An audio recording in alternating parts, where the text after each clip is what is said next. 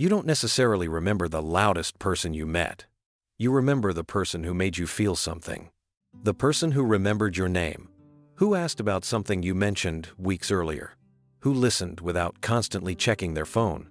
Who gave you their attention without making you compete for it. We often assume that being memorable means being more interesting, more confident, or having more to say. But what if we've got it backwards? Perhaps the most memorable people aren't trying to be noticed. They're noticing other people.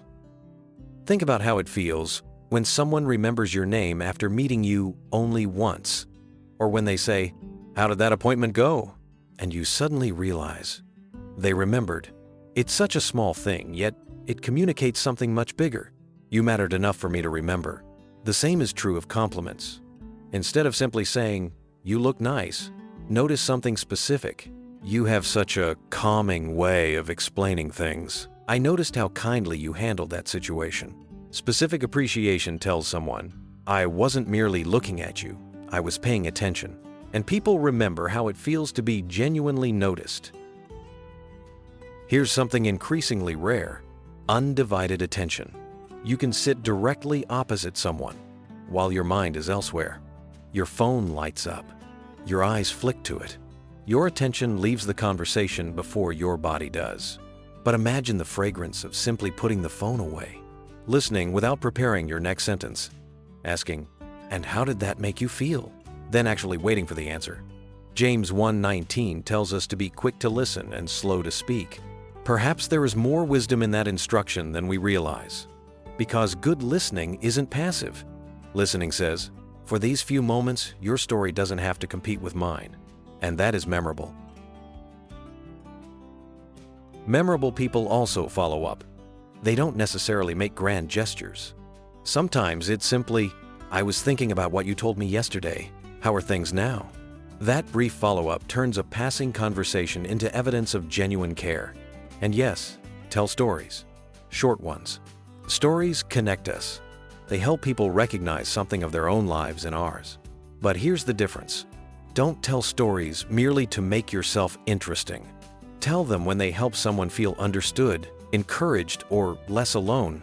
Because the goal isn't, "How can I make this person remember me?" The better question is, "How can I make sure this person knows they mattered while I was here?" And this is where something practical becomes deeply spiritual. Jesus had an extraordinary way of seeing people. In Mark 10, when a man came running to him with questions, Scripture gives us this beautiful detail. Jesus looked at him and loved him. He saw the person before him. Throughout the Gospels, Jesus noticed people others overlooked. He stopped. He listened. He asked questions. He called people by name. So perhaps, as followers of Christ, being memorable isn't about developing greater charisma. Perhaps it's about becoming more present. When someone encounters us, do they leave feeling smaller because we dominated the space? Or do they leave feeling seen, heard, valued, encouraged?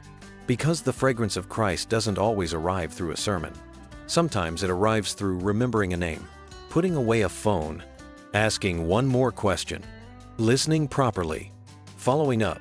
A small act of attention can quietly say, "You matter."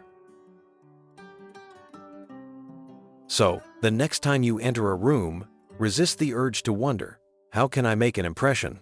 Instead ask, "Who can I genuinely notice while I'm here?" You don't necessarily need to talk more to become memorable. You may simply need to notice more, listen more, remember more, care more intentionally. Because long after people forget the details of what you said, the fragrance of how you made them feel may remain. And perhaps that is one of the quietest ways we carry the aroma of Christ into an ordinary conversation. So today, don't try any harder to be unforgettable. Help someone else feel unforgettable. Remember their name. Notice the detail. Ask the question. Put the phone away. Listen. Follow up. And wherever you go, leave behind the scent of being truly present